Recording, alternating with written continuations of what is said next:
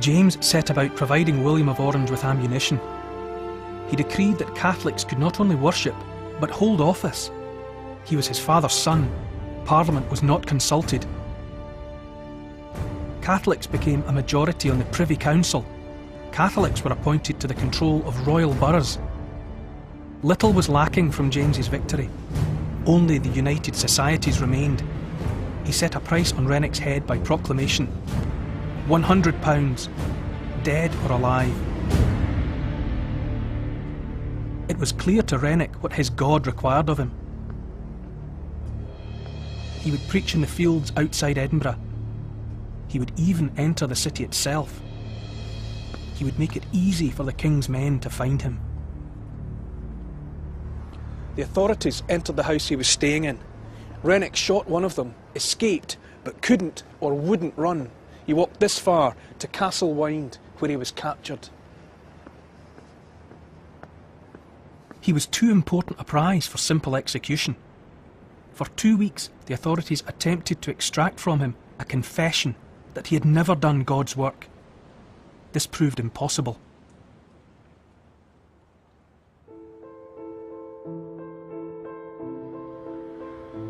His execution was finally fixed for February 17th, 1688. On the scaffold, Renwick spoke for King Jesus at considerable length. He recited Psalm 103. The Lord has established his throne in heaven, and his kingdom rules over all.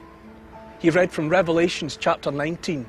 Come and gather yourselves together unto the supper of the great God, that ye may eat the flesh of kings. And he concluded, Lord, I die in the faith that you will not leave Scotland, but that you will make the blood of your witnesses the seed of your church, and return again and be glorious in our land.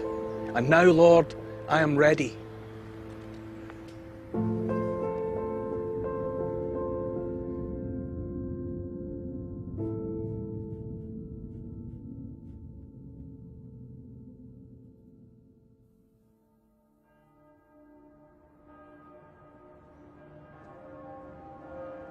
Renwick's death made James feel safe. He could ignore the covenant. He was anointed by God, an absolute monarch, unchallenged. And then he did what his brother had failed to do. He secured the future of the Stuart dynasty. On the 10th of June of that year, the king's wife gave birth to a healthy male heir, James Francis Edward. A rhyme began to do the rounds, and James should have listened to it.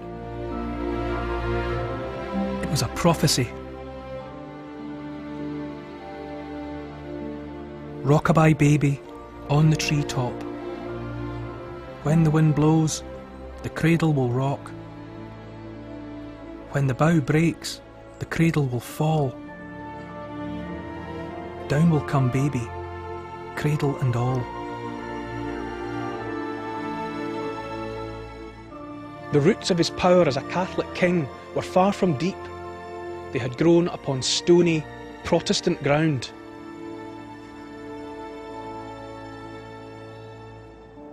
William of Orange had begun preparing an invasion fleet 2 months before the child was born. The fleet was ready by the first week of October.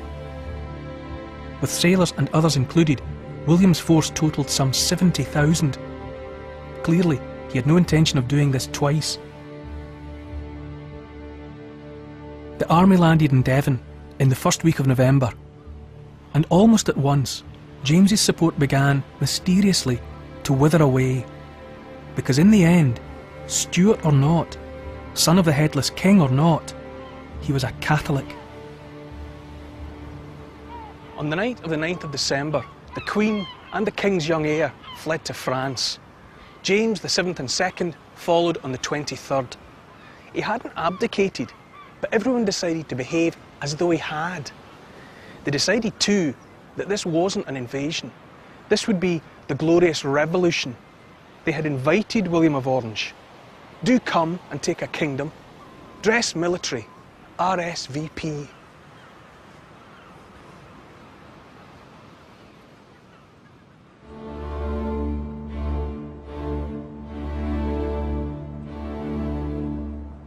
May of 1689, William of Orange and his wife Mary accepted a joint monarchy of England, Scotland and Ireland. A monarchy with strings attached. The Crown could no longer suspend laws, levy taxes, or maintain a standing army in peacetime without Parliament's permission. Here at last was the new world, 50 years after the Covenanters had first asked for it, 50 years after Charles I said no.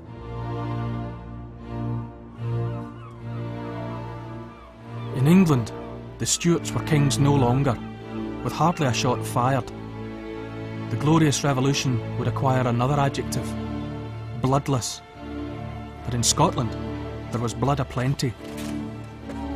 Several northern nobles remained faithful to James. One of these Jacobites was James Graham of Claverhouse.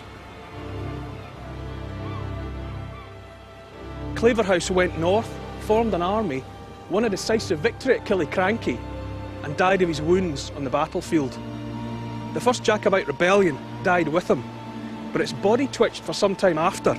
It took several months to crush the Jacobite garrison in Edinburgh Castle. But the garrison here held out longest of all, so it was on the Bass Rock that the Stuart dynasty finally lost its grip on power.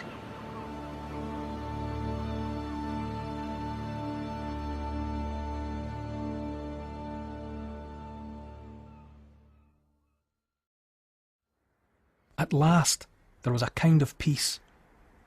The moderate remnants of the Presbyterians reached a compromise with King William. Bishops were abolished, and the Presbyterians resumed control of the Church of Scotland. But they were deceiving themselves. They were the Church of Southern Scotland.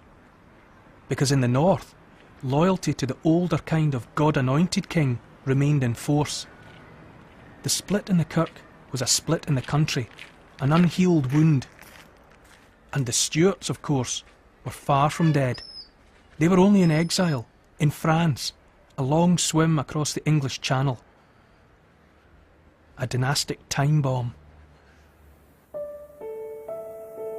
For 50 years, the Covenanters had been almost the only voice that constantly resisted the rule of the Stuarts, stood against absolute monarchy, insisted that the soul of every human weighed the same. We can almost see them as martyrs in the cause of civil liberty. From a distance of several hundred years, the Covenanters seem almost benign. But come closer. The Covenanters knew very little of mercy. They knew nothing at all of moderation.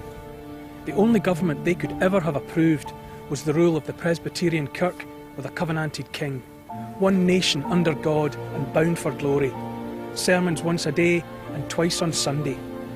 The freedoms they sought were freedoms for covenanting Presbyterians and no one else at all. Anyone of another faith could, and certainly would, go straight to hell. Once, this was God's country. It's not anymore. Thank God for that.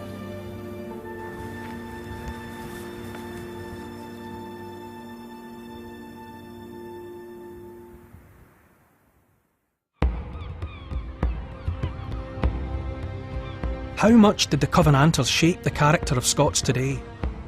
Go online at bbc.co.uk/Scotland's history and tell us what you think. The Open University has also produced a booklet about Scottish history and an audio walk linked to tonight's programme. If you haven't claimed your free copy yet or want to download the walk, visit the website or call 0845 300 8850.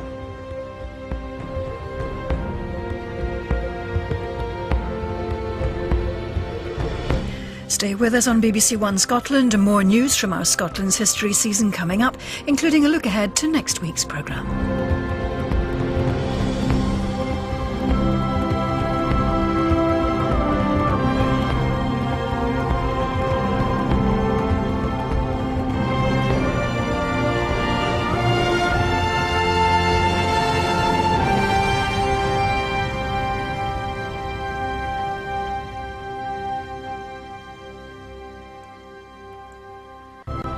And Neil Oliver